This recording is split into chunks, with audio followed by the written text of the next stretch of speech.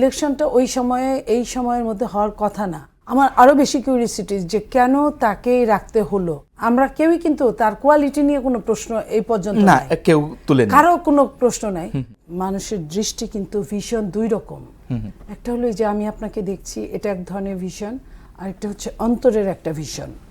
সেটা আপনি যে পর্যন্ত আপনি না বলবেন সে পর্যন্ত বাকি লোকজন বুঝতে পারবে না ভেতরের যে কাহিনীটা।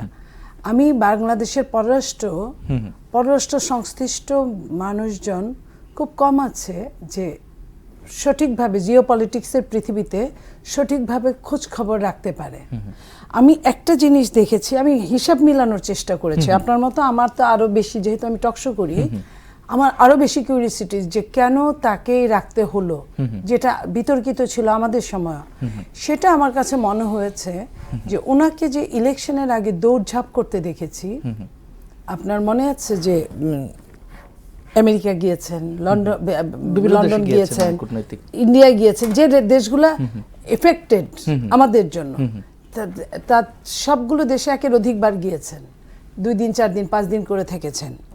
এবং ডক্টর ইউনূস যখন লন্ডন গেলেন তখন কিন্তু তার প্রেস সচিব শফিক সাহেব এত কথা বলে, ইউনূস সাহেবের চেয়ে 10 গুণ বেশি কথা বলেন, কিন্তু সেদিন কিন্তু উনি কথা বলেন নাই, কথা বলেছেন কিন্তু ইনি।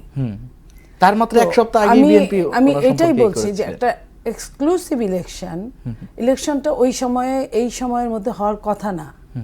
ইলেকশনটা যে বা যাদের আন্তরিকতা ইলেকশনটা হয়েছে, আমি যদি মনে করি যে আপনি আমাকে খুব হেল্পফুল ছিলেন, আপনি ছাড়া ইলেকশনটা হতে পারতো না, আপনি ছাড়া যদি ইলেকশনই না হতো আমি কিভাবে প্রাইম মিনিস্টার হতাম, বা আমি কিভাবে মন্ত্রী হতাম, আমার লোকজন কিভাবে এমপি হতো, এই জিনিসটা সেটা হতে পারে যে। এবং আপনার তো কোয়ালিটি আছে, আমরা কেউই কিন্তু তার কোয়ালিটি নিয়ে কোনো প্রশ্ন এই পর্যন্ত না কেউ তুলে না, কারো কোনো প্রশ্ন নাই। যেটা নিয়ে ছিল সেটা হলো সে ভিন দেশের নাগরিক। এখন শোনা যায় অনেকে চ্যালেঞ্জ দিয়ে বলেন যে উনি ভিন দেশের নাগরিক না, নাগরিকত্ব উনি নেন নাই। আচ্ছা, ওনাকে দিতে চেয়েছে, মানে যে ক্রাইটেরিয়া উনি পান, বাট উনি নেন নাই, হতে পারে।